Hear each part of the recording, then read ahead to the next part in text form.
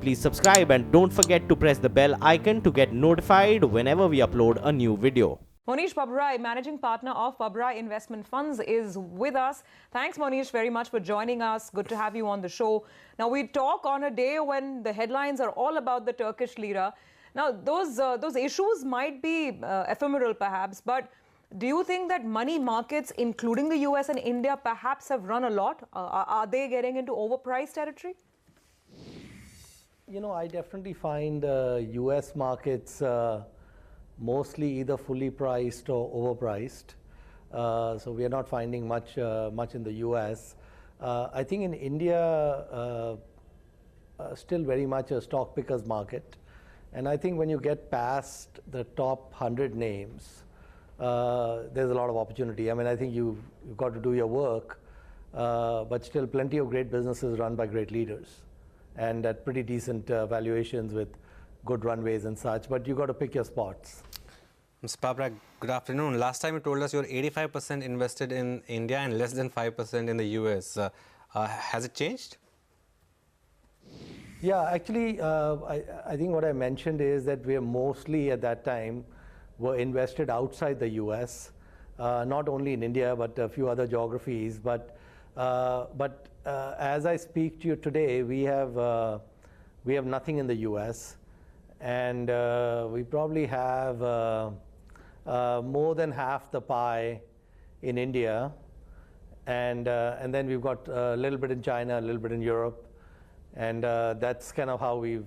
But you know, it's all bottoms up. You know, we don't have a view that I have to have X% in X geography or anything like that. It's just what shows up and what makes sense. So I think for quite a while we've been finding stuff in India, but we haven't been finding anything pretty much anywhere else in the world. And so I'm just spending more time digging into companies here, and it's great. Okay, there's clarification coming in from Jet Airways. That's causing maybe, I don't know, shorts perhaps would be covering. I don't know if there'll be fresh buying just because of this. The company is insisting that their account is still standard with banks. It is as part of the watch list, but it's not an NPA. That is what banking sources, SBI sources, are telling us. You know, it's a stock which is almost dead now. 5%. You know, it's an F&O ban, of course, Surabhi. So obviously, it's become too much of a speculative play right now. I think there was a time when things looked good for Jet Airways. Those times have well and truly gone. And now what you have is stocks at 300, sub 300. You'll have these kind of moves which will perhaps news which will move the stock. But I don't think we'll read too much into this. Frankly. Okay. Mohnish, I just wanted to talk about certain individual holdings. I mean, if you can get into details, that would be great. I think Rain Industries is a pick that you had. I believe you also bought into Suntec Realty. Are these still holdings? Do you like real estate, I mean, as a space in India? Yeah, I mean, if you look at a company like Suntec, for example, when we were first buying our first shares, maybe about 16, 17 months ago, we paid about 1/3 the current price. And so the first quarter of 2017 and the second quarter, the first half of 2017, was, in my opinion, a tremendous time to go into, especially Mumbai real estate, and it's worked out quite well. I think those areas have tailwinds for a while. I think in real estate in general, I separate Mumbai from the rest of India because one of the only geographies in India which is land constraint and wall-to-wall people and a very low quality housing stock. In Mumbai, for example, even if you're affluent, you may not be living in a great flat, unfortunately. And so I think in general, specifically Mumbai, where we are landlocked, we have large amounts of population and very limited areas available for development, those are really good traits for real estate companies. And also the thing is that we had a trifecta with demonetization, GST, and RERA. And so 80–90% of the developers are out of business. And so the survivors, there's a handful of survivors, to them will go the spoils. So I think Pabrai Funds, we have a significant exposure in specifically Mumbai real estate, and I'm thrilled about that. I think it is north of 700 crores, and yeah, I think we'll keep that for a long time.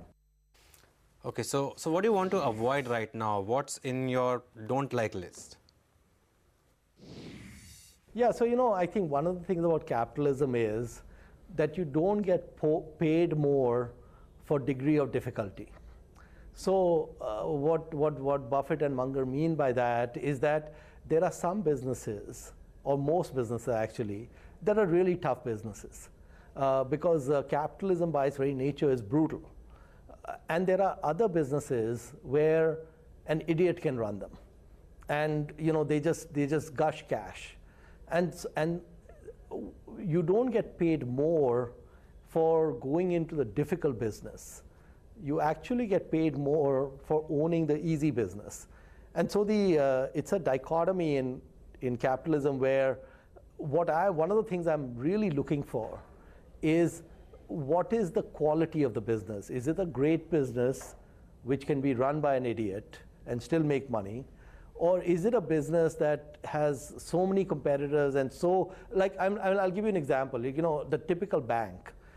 The typical bank is not a great business. They have to lend out 7 or 10 times the capital they have to make 1% on assets. Okay, so the thing is your 2-3% spreads.